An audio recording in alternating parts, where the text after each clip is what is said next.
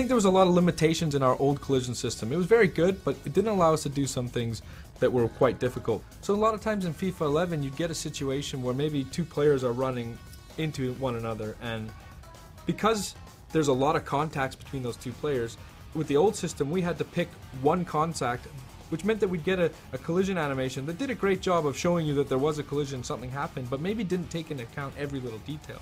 With this year's engine, what you see is when those two players come together, we're resolving for every single collision that happens, and we're really able to preserve the momentum a lot better in the interactions between players. This looks fantastic when you get into the replay camera and you see all of the limbs and the parts bending and contorting as you would expect them to, like you would see on real world TV. But it also translates into the telecam, where you really feel the difference of the game and you really feel that preservation of momentum. Another benefit that we get is we resolve a lot of our clipping issues in the game this year.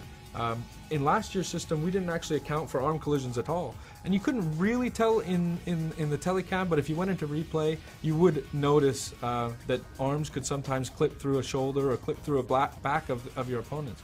Well, this year we're resolving every single collision on every single limb of the players when they interact, and the results are quite astounding. One, you don't actually get the level of clipping that you got in last year's game, but two, you get tons of variety. You don't get these robotic animations in jostling and shielding. You get more of a tussle between the players and a fight for possession that feels more realistic, feels like things that you might see on TV. To illustrate the point about the variety we get, I want to talk about contextual dribble turns. And what this is using the left stick, you could beat a player last year by maybe taking just a 45-degree dribble turn. But sometimes when you would do that, maybe you'd knock the ball by him and that player would stick out a leg trying to tackle you or really be in the way of where you're trying to go after the ball has passed him.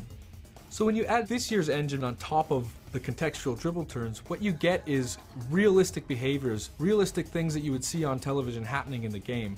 Like for instance, a player knocking the ball by a defender, he sticks out a leg to tackle and the dribbler tries to jump out of the way, but he gets caught and he goes down. But the way he's trying to jump out of the tackle and the way that his legs bend because he's been caught, it creates another level of variety that we just wouldn't have had in the game last year. Further to that, what you can see now is sometimes a dribbler will knock the ball by a defender using one of these dribble turns, jump out of the way and gets caught, but just slightly, so he takes a small knock. And what you get is a little bit more of resilience from the player to take those small knocks and able to continue on and go after the ball. Now players like Messi can skip through those challenges, take a knock, bounce off of a tackle, and still continue on to really pursue the ball and continue the flow of the game. And it makes for a much more exciting experience, especially when you're on the ball with those good dribblers.